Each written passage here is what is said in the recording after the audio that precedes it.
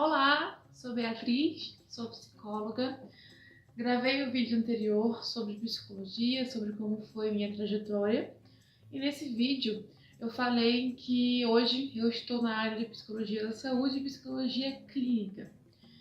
Bom, então nesse vídeo, especificamente falando, vou falar sobre psicologia hospitalar, como que eu decidi ingressar nessa área e como que eu estou hoje, como que é um pouco essa área. Quem viu o vídeo anterior viu que quando eu ingressei no vestibular, eu pensava em medicina e vi que não era muito medicina que eu queria, né? E é engraçado hoje eu gostar tanto do ambiente hospitalar, do ambiente da área da saúde, estando na psicologia, sem saber, né, lá no início que poderia juntar os dois, a psicologia e o ambiente, né, hospitalar. Então, juntando os dois, eu juntei o que eu queria no meu vestibular, sem saber. Até fiz esse link um pouco antes de fazer esse vídeo. Bom, eu disse no vídeo anterior que eu não fazia ideia de como ingressar na área hospitalar. Quando uma amiga minha falou que tinha um hospital Pequeno Príncipe, essa minha amiga, ela mora no Rio de Janeiro, eu a conheci no Rio de Janeiro, mas ela é de Curitiba. E no almoço com ela me falou sobre o Hospital Pequeno Príncipe. E ela falou que é um hospital de referência, que talvez eu gostasse por ser a área que eu estava procurando e por ser com crianças e adolescentes. Pois bem, me disseram que para ingressar, né, nessa área hospitalar tinha uma tal prova aí de residência que eu poderia fazer, que era só estudar. Falei, bom, então eu vou só estudar, né? Se a questão é essa, eu vou cair em cima do livro e vou estudar.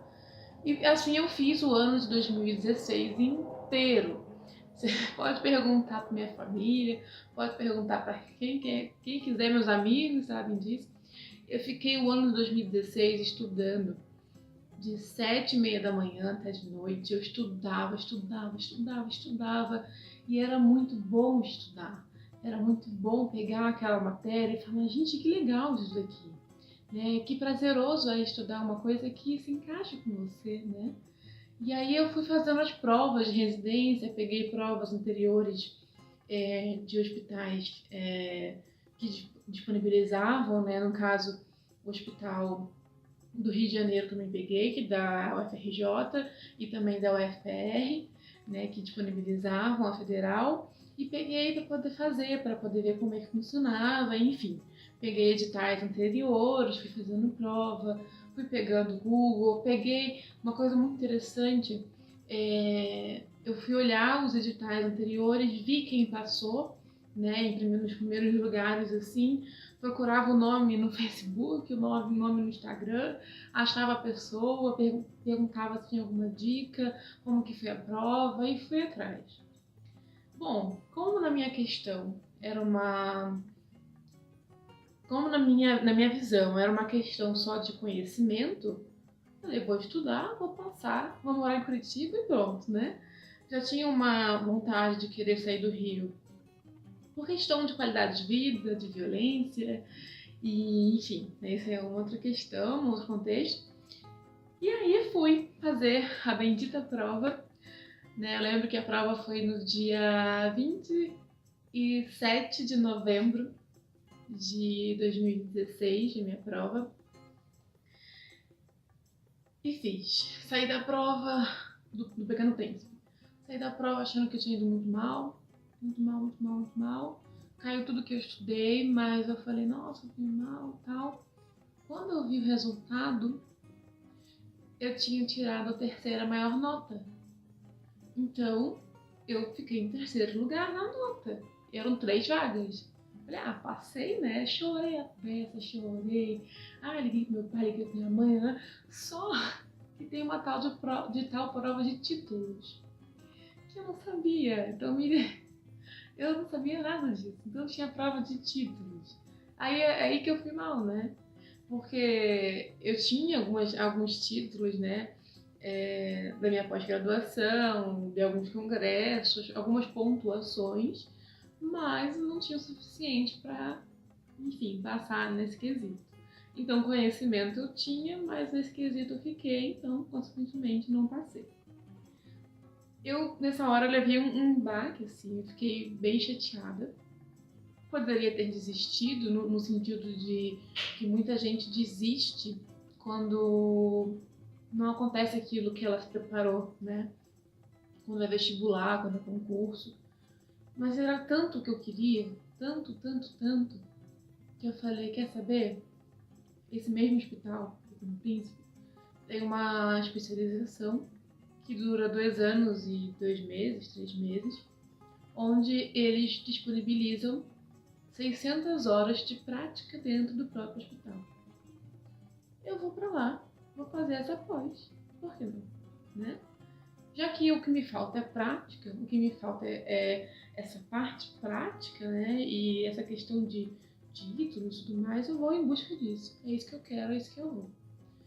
Então, eu precisei olhar o que me faltou. Não foi o conhecimento, foi realmente essa parte. Então, eu vou atrás disso. E cá estou eu, né? Mas o que eu ia querer dizer com isso é, quem está na faculdade, se eu soubesse disso antes, eu teria me preparado desde a faculdade. Porque tem muita gente que quando já sabe disso e quando já quer, já sai da faculdade, me formei em dezembro de um ano e em março do outro ano já está entrando no hospital ganhando 3 mil reais. Então, assim, é muito bom, porque o salário ele é para todo o Brasil, residente ganha 3.330, era o último salário que eu tinha visto, né? É uma bolsa, né? Que se chama, para residente. São 60 horas semanais, se não me engano, para essa bolsa, né? Você fica de 8 às 6, aí para cada hospital é diferente. Então, para você, sugiro que você que tem esse interesse, você vá nos hospitais da sua cidade, vê se tem um programa de residência. A maioria dos hospitais são 2 anos, né, de residência. Alguns hospitais também têm limite de anos de formação, por exemplo, só aceitam profissionais com até 2 anos de formado, 3 anos de formado. Outros não tem uma limitação para isso. Então, conheço pessoas que já conheci pessoas que já se preparavam antes, a congressos, seminários, iniciação científica, enfim, artigo científico, conta bastante, projeto de pesquisa, estágio, voluntariado. Então, você que quer essa área, já tem certeza disso, foca nisso e estuda. O psicólogo hospitalar, ele pode atender em qualquer lugar do hospital. Ele pode atender no pronto-socorro, no ambulatório, na emergência, na UTI, no leito, em qualquer lugar, né? Lá no hospital onde eu estou, existem vários setores, né? A gente conheceu o hospital inteiro, né? Para ter conhecimento, né, do hospital. Todos nós estamos lá fazendo essa parte prática por 8 setores para poder conhecer. E ao final dessa passagem, escolhemos cada um lugar para permanecer até o final. Então, os setores são nefrologia, neurologia, neurocirurgia, ortopedia, pediatria clínica médica, infectologia, hemato-onco,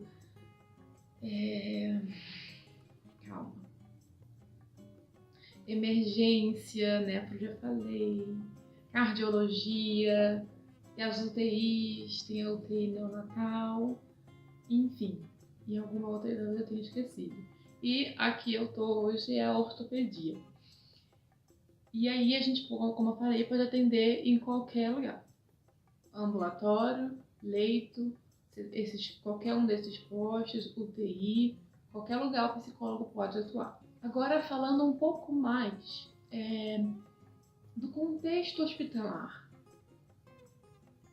Tudo que eu vim aprendendo, tá? Eu ainda estou aprendendo muita coisa. Hoje mesmo, eu cheguei agora há pouco no hospital, inclusive. Hoje eu aprendi mais um pouco ainda com a minha supervisora, que é sensacional, inclusive. Eu aprendo muito com ela. A gente tem um supervisor também. A gente tem uma supervisão semanal, a minha é toda quarta, né? E religiosamente eu tô lá, eu vou anotando, aprendendo o máximo que eu puder.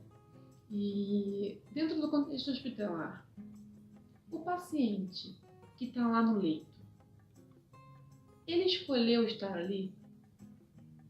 Ele decidiu, amanhã eu vou para o hospital, amanhã eu vou ter uma infecção, amanhã eu vou ter um câncer, amanhã eu vou ter uma intercorrência, amanhã... Não, ele não escolheu estar ali, né?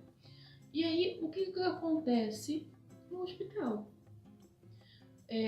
O que eu sempre vejo é porque foi bom até, né? A minha visão de hospital mudou muito, porque sempre que eu ficava em um hospital, sempre que às vezes eu visitava alguém que estava no hospital, era um apartamento, né? Onde só tinha aquela pessoa que eu estava visitando, tinha mais privacidade. Já era complicado nessa situação. Agora pense, a pessoa quando ela vai para o hospital, o que acontece? Primeiro, já não é a escolha dela. Ela há uma ruptura, né? Na rotina daquela pessoa, do paciente, da pessoa que acompanha esse paciente. Ela tem que vestir uma roupa apropriada, né, para aquele hospital, né? Tem um pijama que a gente fala. Existem regras a serem seguidas, horários para tomar remédio. Às vezes você está dormindo lá, descansando, finalmente você conseguiu descansar, aí entra o enfermeiro, o enfermeiro tem que, né, ele tem que cumprir o seu papel, então você tem que tomar o remédio, inclusive, então ele tem que te acordar para você tomar o remédio. Então são procedimentos até invasivos. Você não tem privacidade.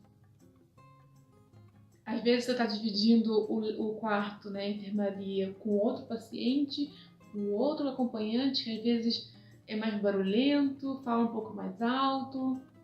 Enfim, você não está ali na tua casa. Então, há uma quebra, há uma ruptura total da sua rotina, da sua vida. Horário para comer, a comida não é a sua, é a comida que o hospital dá. E você passa a ter que cumprir tudo aquilo que é colocado para você. E tudo isso que eu acabei de falar pode ser exatamente o que pode causar angústia, sofrimento, mais dor, frustração, enfim. Pode ser o ponto que pode causar medo, qualquer coisa que já esteja e pode intensificar ou que pode ser o ponto inicial. Então, nós psicólogos estamos ali para minimizar o sofrimento que é causado e impactado pela hospitalização do paciente e também do acompanhante que está ali.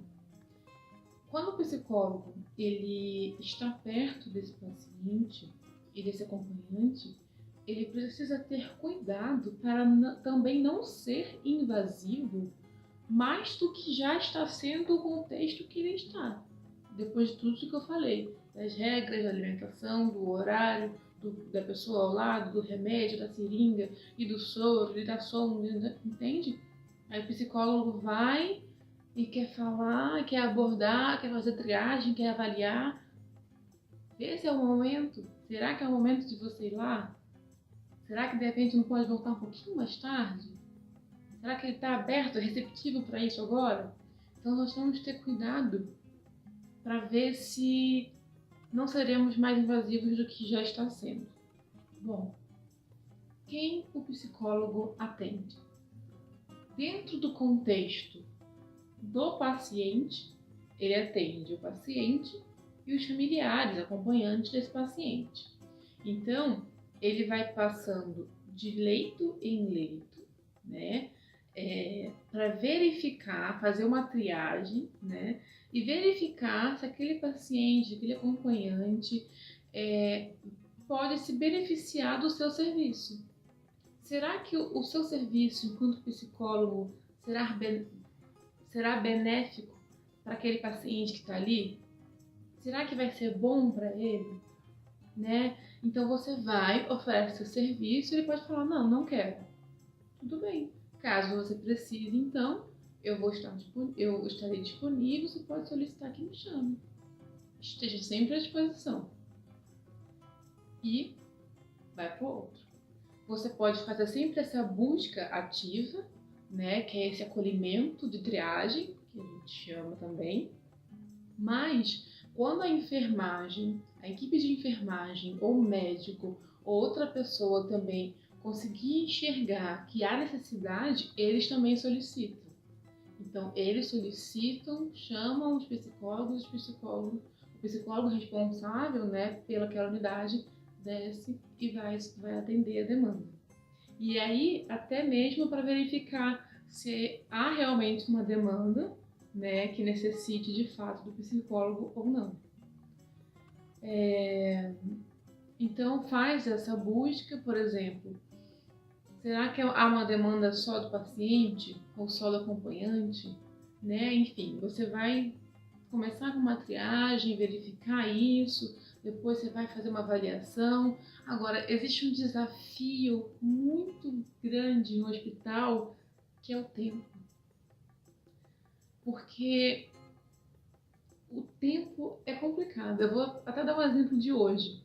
Eu fiz uma triagem com uma paciente na sexta-feira e eu, quando saí do hospital na sexta, falei assim, olha, então tá bom, então na terça eu estarei aqui. E aí, enfim, dei o segmento com ela e quase que ela foi embora ontem. E ela foi de alta hoje de manhã. Então ainda tive tempo de hoje, né, vê-la, falar com a mãe e tudo mais, fazer um encaminhamento, mas isso pode acontecer. Você vai embora do hospital, ou passa o final de semana, ou passa, e o paciente vai de alta, ou infelizmente vai a óbito. Isso pode acontecer. Então a gente tem que saber lidar com o tempo. Nós sempre vamos respeitar aquele paciente, as suas escolhas. Então já tiveram momentos em que eu ofereci o serviço, eu ofereci algumas coisas e o paciente falou, não quero. Tudo bem, estarei aqui, caso você precise, volte em outro momento, né? Ele tem todo o direito de não querer, assim como eu, assim como você, né? Ele, como eu disse lá no início, ele não está ali porque ele quer, mas sim porque ele precisa. E qual é o objetivo do psicólogo hospitalar? Além de poder minimizar, né, o sofrimento devido à hospitalização, enfim, é poder dar voz a esse paciente, é poder possibilitar o lugar dele enquanto sujeito, que pensa, que fala, que sente, colocar ele para falar o que ele está sentindo. Então, o psicólogo faz esse acolhimento ao paciente e também ao acompanhante. Aquilo que também o acompanhante também está sentindo. Muitas vezes está ali sentindo e não fala nada. E quando o psicólogo chega e dá essa abertura, e eles se sentem acolhidos a partir dessa abertura, você cria esse vínculo, eles se sentem, né, de fato, acolhidos e se sentem à vontade, confiantes para poder falar o que estão sentindo. Uma das coisas também que a gente faz é entender como que o paciente e o acompanhante compreende a realidade em que eles estão. Ou seja, se eles compreendem que eles estão no hospital, o que está acontecendo com ele, no caso mais o paciente, né? Se ele não for um bebê que não pode falar, né? Aí vai para o acompanhante. Mas se eles sabem dizer o que eles estão vivenciando, o nome da doença ou do quadro clínico, se é uma cirurgia, qual cirurgia, o que o médico falou, se eles sabem dizer o que estão fazendo ali, qual o motivo que o levaram até ali, como que eles chegaram até o hospital, né? Quem encaminhou, como, quando, enfim, por que a gente faz isso? Para saber o quanto eles se apropriam da própria condição deles, né? ou se eles simplesmente vão. Ah, mandou eu vir, eu vim, mandou eu fazer, eu faço, mas por que que você faz? Qual a importância que você acredita que isso tem para você, né? É importante ter muita sensibilidade, empatia. Nós vamos, na psicologia como um todo, sempre trabalhar aquilo que o paciente nos traz. É sempre o conteúdo que ele ou ela está trazendo. Então, às vezes, né, inclusive aconteceu semana passada isso, passou algo pela minha cabeça assim que poderia ser, mas foi pela minha cabeça que passou, e não pela do paciente. Então, se ele não me trouxe isso, então eu não tenho que em nenhum momento falar o que eu pensei, porque foi coisa que passou pela minha cabeça e não pela do paciente. Então eu tenho que trabalhar sempre o que essa pessoa me traz. Vou dar um exemplo. O paciente falou assim: ah, mas daí vai ser ruim isso acontecer, né? O que vai ser ruim? Como que vai ser ruim? Né? É sempre esmiuçar e fragmentar cada vez mais, fazer com que a pessoa pense, para você entender realmente o que está por trás disso. Como eu falei até no vídeo anterior, o que é bom, o que é ruim, o que é difícil, entender como que isso chegou até aquela pessoa. Né? Tem gente que fala assim, ah, eu tenho medo disso, eu tenho medo que isso aconteça com minha filha, eu tenho medo. Peraí, mas esse medo realmente não, perdão. Como lá, principalmente no Pequeno Príncipe, são crianças e adolescentes, de uma forma geral, não estou falando de nenhuma mãe especificamente, nem pai, nem acompanhante, de uma forma geral, muitos falam assim, ah, ela tem medo que faça isso, ela tem medo. Ela tem medo ou a mãe tem medo? E acaba colocando esse medo nela, né? Então é isso que nós psicólogos precisamos realmente olhar com muita cautela para ver se esse medo realmente vem do paciente ou é da mãe que está de fato projetando nesse filho, nessa filha. Então o psicólogo ele não só trabalha com paciente e acompanhante, médico, enfermeiro, assistente social, enfim, como o hospital inteiro precisar, nós podemos e devemos fazer interconsulta, ou seja, fazer uma devolutiva daquilo que nós observamos, para ver se está coerente ou não, principalmente quando é solicitado por eles, né? Vou dar um exemplo. Às vezes, essa paciente, por exemplo, que eu atendi, ela estava com uma dúvida, não tinha entendido o que o médico tinha falado e ela ia sair com essa dúvida, né? E aí você gostaria de entender? Assim, né? Gostaria, né? É o direito dela entender, né? Então a gente vai até o médico, solicita que ele venha, a gente acompanha essa visita e acompanha para ver se tudo está sendo passado conforme ela compreende.